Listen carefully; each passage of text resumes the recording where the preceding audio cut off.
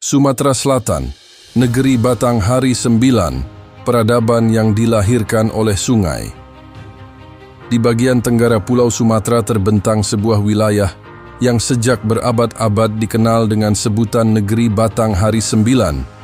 Sebutan ini bukan sekadar julukan geografis, melainkan cerminan dari identitas sejarah dan kebudayaan masyarakat Sumatera Selatan, yang sejak masa lampau menjadikan sungai sebagai pusat kehidupan. Dalam tradisi Melayu Sumatera Selatan, Batanghari dipahami sebagai sungai besar, sedangkan 9 merujuk pada jaringan sungai-sungai utama yang menghubungkan pegunungan Bukit Barisan dengan dataran rendah hingga pesisir timur Sumatera.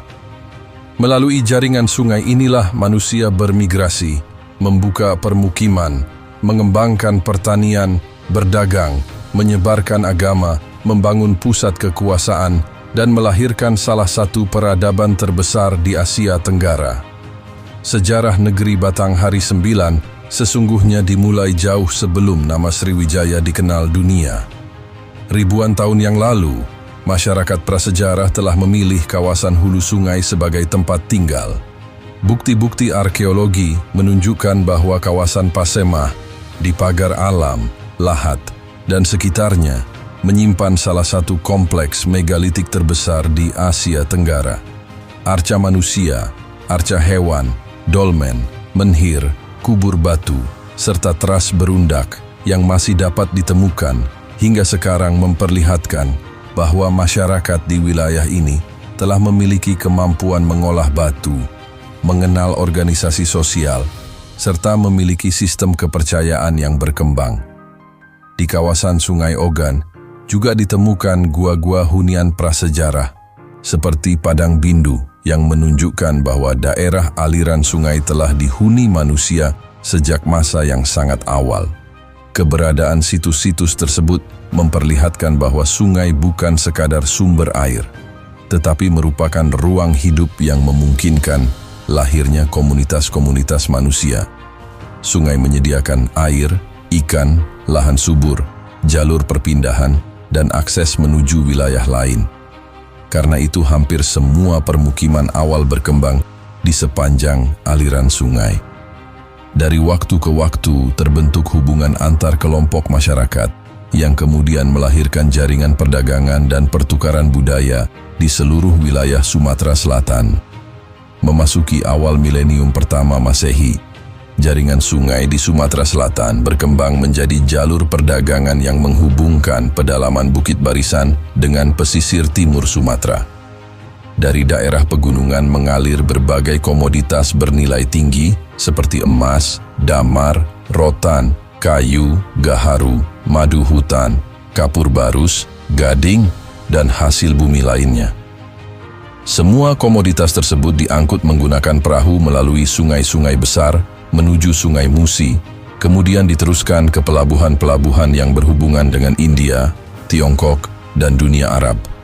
Pada masa ketika jalan darat belum berkembang, sungai berfungsi sebagai jalan raya utama yang memungkinkan terjadinya mobilitas manusia, barang, gagasan, dan kebudayaan. Puncak perkembangan jaringan sungai ini terjadi ketika Sriwijaya muncul sebagai kekuatan besar pada abad ke-7 Masehi. Berdasarkan prasasti Kedukan Bukit bertahun 682 Masehi, prasasti Talang Tuo tahun 684 Masehi, prasasti Telaga Batu, serta berbagai tinggalan arkeologi di kawasan Karanganyar dan Bukit Siguntang, diketahui bahwa Palembang menjadi salah satu pusat penting Sriwijaya.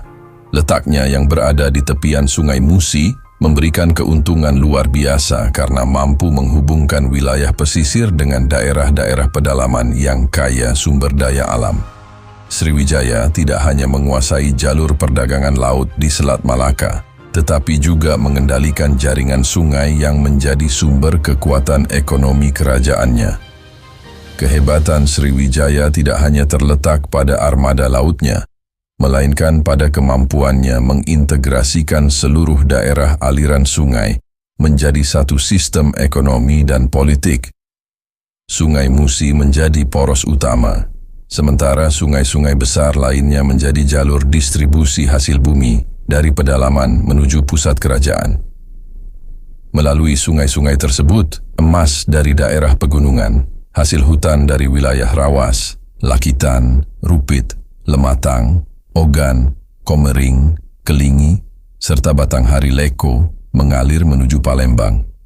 Dari sana berbagai komoditas diperdagangkan ke berbagai negeri sehingga menjadikan Sriwijaya sebagai salah satu pusat perdagangan internasional yang paling berpengaruh pada masanya. Di sepanjang Sungai Musi ditemukan berbagai situs penting yang menunjukkan tingginya tingkat peradaban masyarakat saat itu. Kawasan Karanganyar memperlihatkan adanya sistem kanal buatan yang rumit. Bukit Siguntang dikenal sebagai kawasan penting yang menyimpan berbagai peninggalan arkeologi. Sementara Talang Tuo memperlihatkan perhatian penguasa terhadap pembangunan taman dan lingkungan hidup melalui Prasasti Talang Tuo. Prasasti Telaga Batu menunjukkan adanya struktur pemerintahan yang terorganisasi, sedangkan Kedukan Bukit menjadi bukti ekspansi politik Sriwijaya pada abad ke-7. Di daerah aliran Sungai Lematang, berkembang kawasan Percandian Bumiayu yang menunjukkan keberadaan tradisi keagamaan Hindu-Buddha di pedalaman Sumatera Selatan. Di wilayah Kelingi, Rawas, Lakitan, dan Pasemah ditemukan ratusan tinggalan megalitik yang memperlihatkan kesinambungan kehidupan masyarakat